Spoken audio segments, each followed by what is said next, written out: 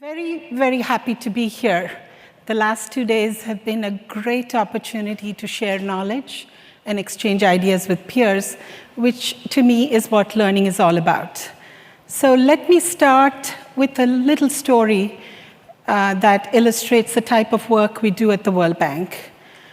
Small village called Tabok in northern Philippines with about 10,000 people, but they don't have any drinking water. So lots of disease and health hazards due to waterborne diseases, as well as stunting, which inhibits the growth of children under 5, their brain growth.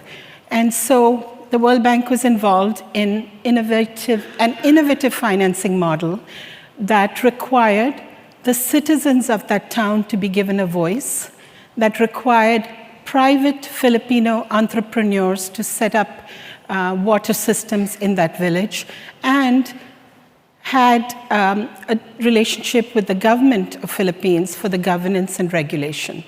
So this is one example of an innovative public-private partnership that brought 24/7 water to this village. This model was then replicated across many other small towns in the Philippines and South Asia and so on. So this is the type of work we do. The World Bank Group is a cooperative bank which does development lending. It has a 5-star rating. It borrows money from the market and on-lends it to developing countries. However, it's not just any bank. It's a bank that also works on social, environmental, and gender safeguards. But before we talk a little bit about learning in the World Bank, let me test your development knowledge with a little quiz. How many people live below the poverty line? Quick guess. 1.2 billion live in extreme poverty. How many people do you think don't have access to a toilet? Actually, 4.5 billion, out of which 1.1 are defecating in the open, causing all kinds of problems to themselves and surroundings. How many people have access in the world to a mobile phone? Out of the 7 billion people, 6 billion have mobile phones, even though they may not have toilets. And the last one, how many children under 5 are dying because of lack of health services? This is called baby deaths under 5, and actually 6.3 million die every year, even today, and half of that in sub-Saharan Africa. So you can see the extent of the challenges. And so poverty is still a huge challenge. As I said before, 1.2 billion live in extreme poverty.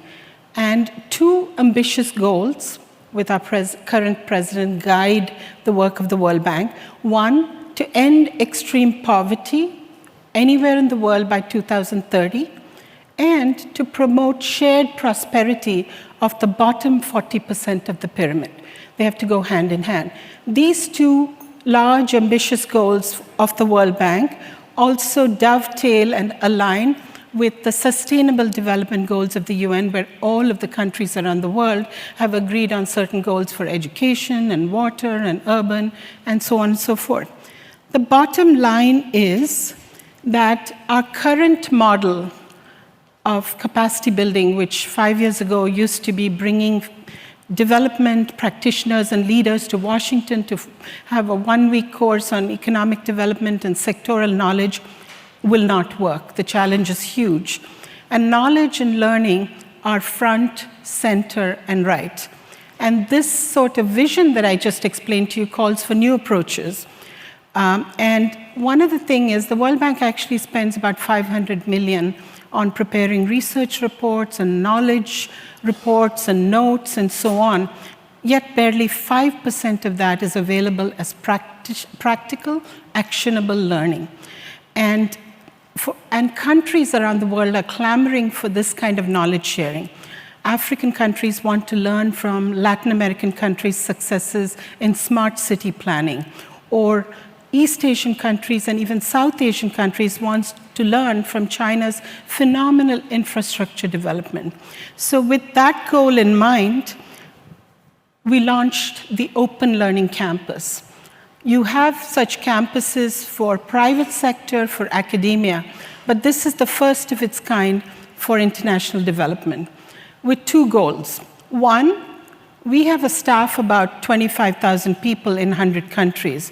And so one goal is to provide a platform where our staff can continuously learn to be cutting edge on leadership, on technical topics like agriculture and transport and climate change, on business skills, on communication, on onboarding, on mandatory, and so on. So that's one piece.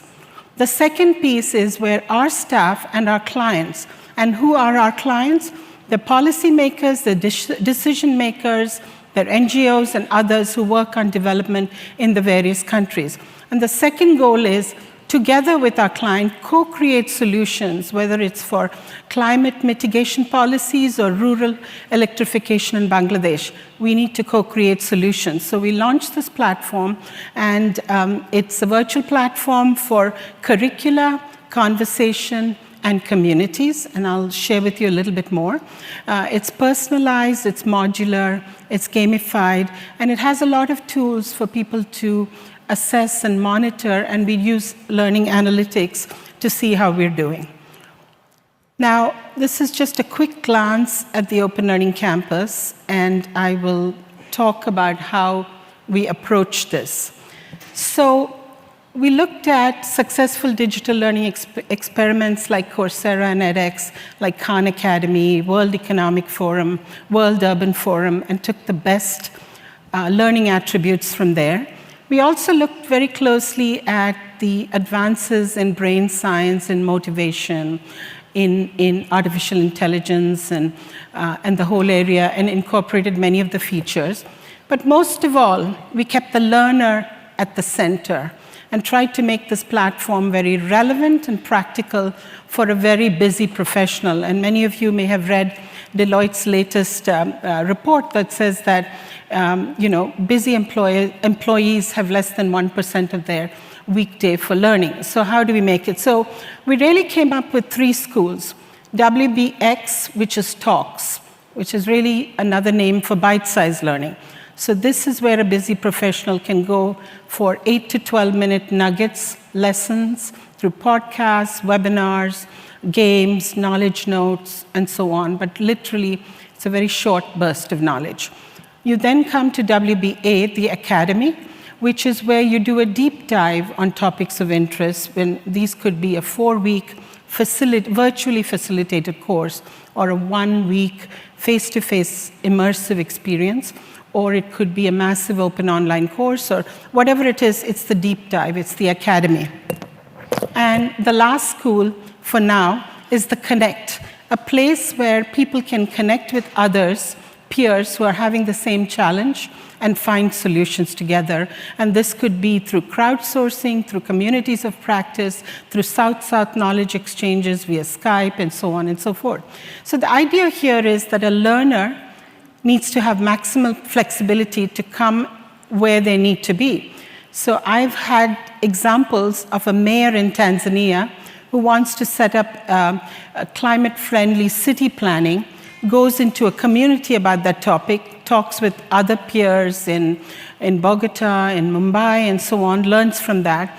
Then he or she comes to our MOOC on Turn Down the Heat, Why a Warmer World is to be Avoided, takes 4 weeks of engagement, and then comes to the bite-sized school, where he's constantly on a weekly basis or monthly basis updated on the latest and greatest knowledge in that area.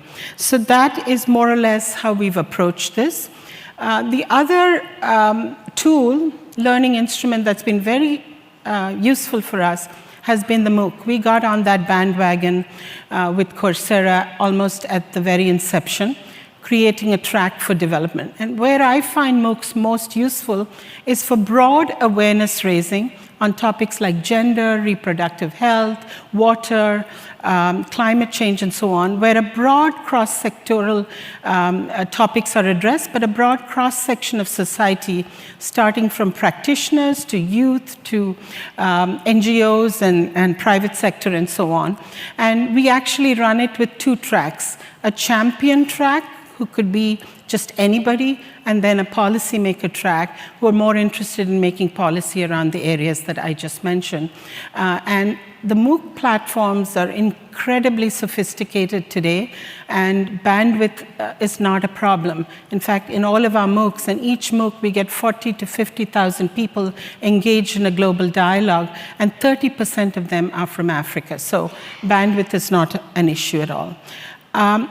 Remarkable uptake. So in the period, we've had OLC and a precursor to OLC, but in a period of 5 years, the World Bank Group's learning, especially for our clients, has gone from 95% face-to-face and 5% video conference and so on, to today 95% digital learning and barely 3 to 5% face-to-face. And you can look at the numbers of what we have.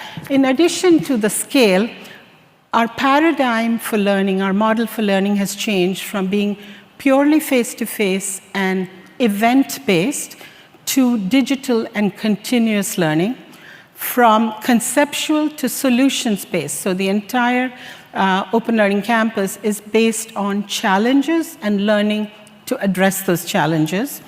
And it's gone from sort of face-to-face interaction to more interactive and participatory, and finally, from the point of view of evaluation, gone from anecdotal to evidence and data analytics based. So that's been the change in our paradigm.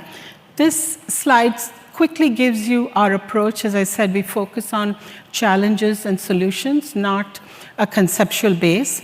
We also lay incredible emphasis on learning from peers. So how we design the learning is always assuming that the learner is also an expert and has lots to share. Experiential, based on real-life cases, and so people can apply what they're learning. Multi-channel, available to them. I heard in a previous presentation yesterday saying learning investment is really not worth it if it is just one-off, so we do it. Of course, gamified, both serious games and gamification to add to engagement and motivation. Expert facilitation. So these are not on-demand products that you let a learner do on their own. The virtual experts, global experts who are mentoring, coaching, and guiding.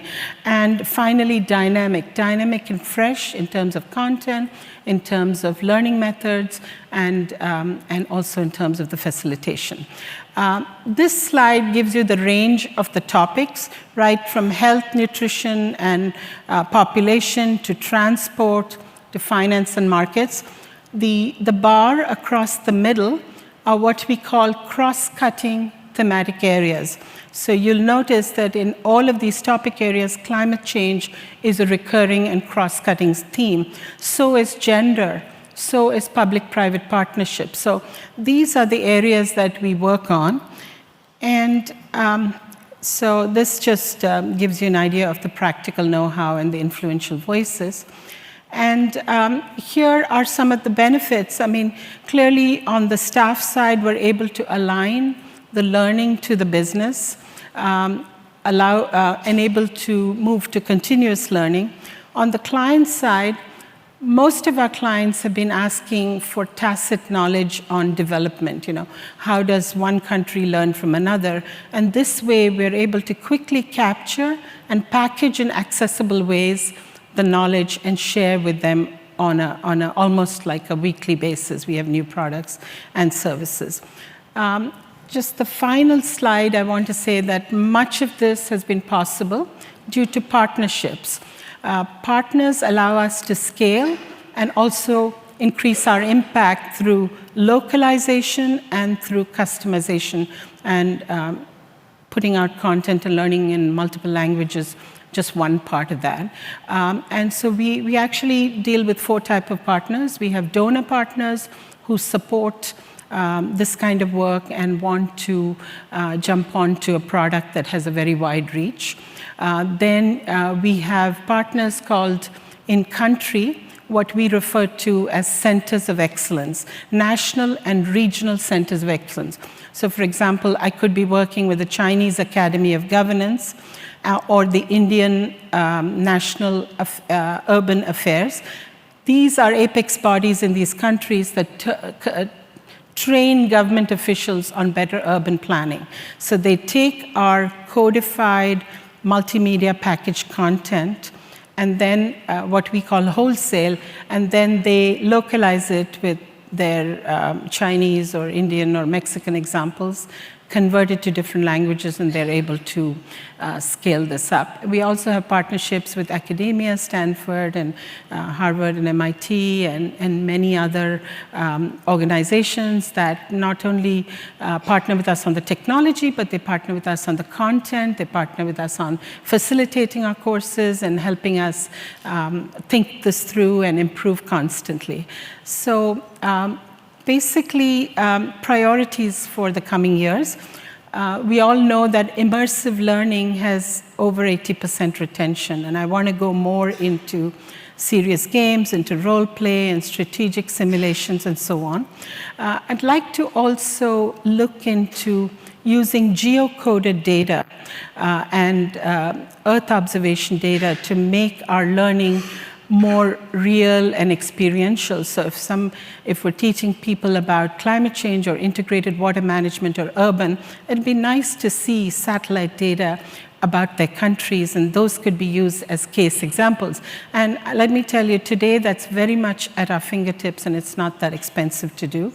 I'd like to explore a little bit on AI and see how we can intelligently make our learning more adaptive, more customized, and we're also already doing a little bit of that with the MOOCs and so on. And finally, we'd like to scale up the partnerships, and hopefully with many of you here. So really, it's not, for us, it's not just about learning. It is about sharing knowledge and learning to change, to have a better world. Thank you.